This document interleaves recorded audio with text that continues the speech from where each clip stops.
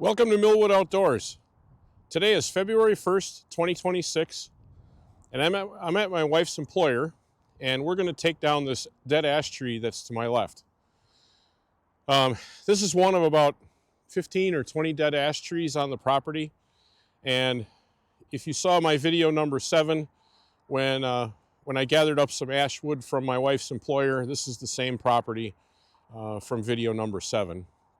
So not a huge ash tree, but something I can tackle here pretty easy by myself. Today is Sunday, and it's about 21 degrees out.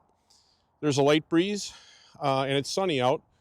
So it may seem like a cold day to some of you, but let me explain something. For those of you, for my woodhound friends that are in the northern climates, you understand this already. But for some of you that are in the warmer climates, let me explain that in the fall, when the temperature gets down to 20 degrees, it feels really cold.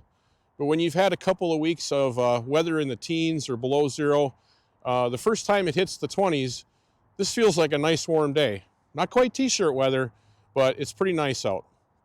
So we're gonna get this tree cut up. I'm on my way back from the cabin today, so I have my 2001 CRV. So not your conventional wood hauling vehicle, but it'll have to do today. I'm not even really equipped for a day of wood cutting. I have my STIHL MS 362 and some bar oil and some fuel, and I forgot to bring my files. I always take a chainsaw with me when I go up to the cabin in case there's a log across the driveway that I need to cut up for some quick cutting. So we got a bunch of snow here on the ground, so hopefully my bar won't hit the dirt. But if I do, I've got a couple spare chains I can put on it. So so let's get going and let's get this tree cut up.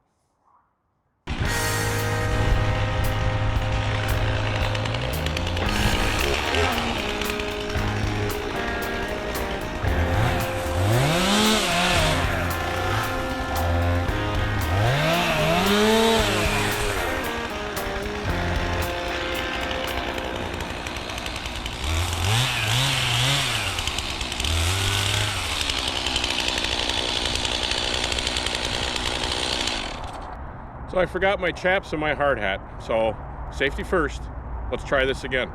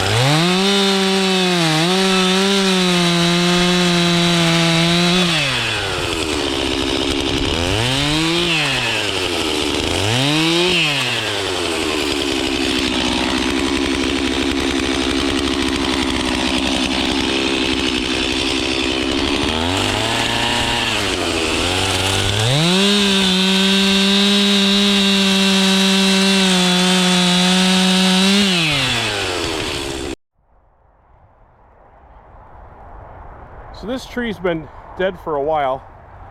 I don't know, maybe a couple years, I'm not sure. And so how bad is it rotted out?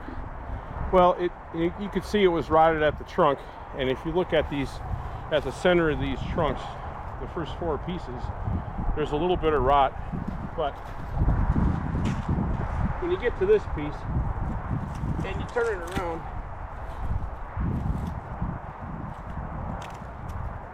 I don't know if you can see that, but so that piece is pretty clear. So I think overall this is going to make some decent firewood.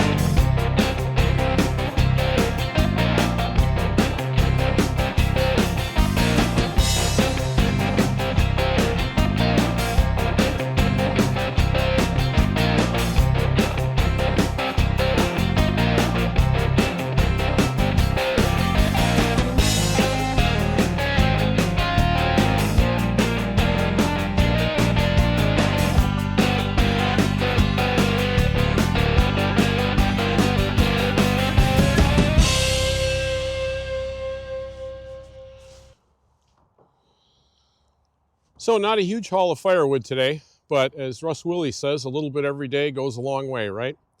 So every little bit helps. We got 1 tree down.